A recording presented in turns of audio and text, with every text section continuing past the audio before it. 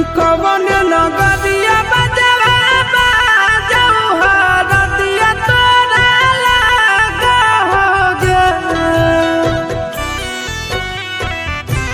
कवन नगरिया बजवा बाजऊ हरदिया तोरा लागोगे, हरदिया तोरा लागोगे। जानूगे सुनी के कर जा हमर फाटो हो दरदिया कोई नहीं बाटो होगे। जानूगे सुनी के करे जा हमर फाटो हो दरदिया कोई नहीं बाटो होगे। पूर्व नगरिया बजवा बाजऊ हरदिया हमारा लागो, हरदिया हमारा लागो हो रे। सोना रे घरवा के लोगा बहई मनवा मड़वा बैठी डाटो हो रे।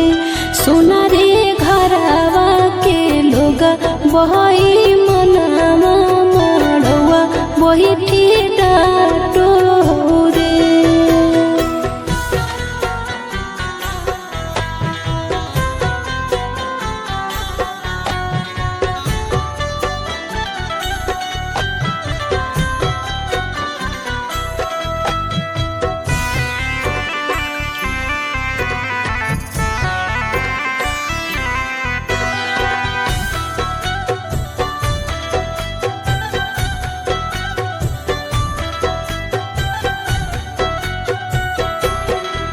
हद जखनी ढराई जैतौ तोर शंखा बनिया, हो जैतै खत्म हमर प्यार के कहानिया।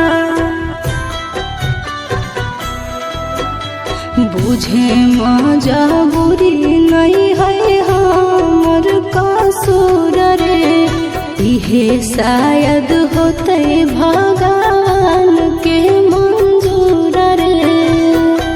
कठ के करे जावा बनाइले नी दया नहीं आवोगे।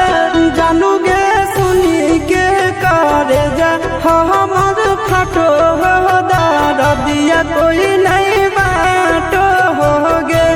जानूगे सुनी के करे जा हमर फाटो हो दरदिया कोई नहीं बाटो होगे।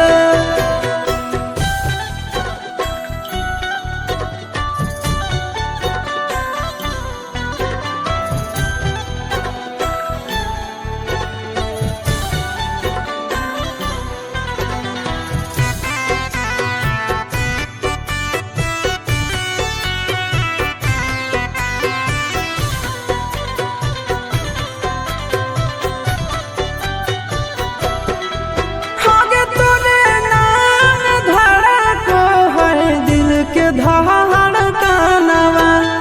मंगिया भरते चली जइबो सामसनवा।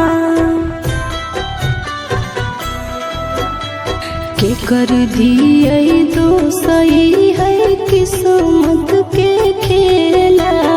भूल जाई है आशीष नंदन अमन बेला। तोरा बिना हमरो कुछ न भावो हो, दुख नहीं सहावो हो रे। सोना रे घरवा के लोगा बहई मनवा मड़वा बैठी डाटो हो रे।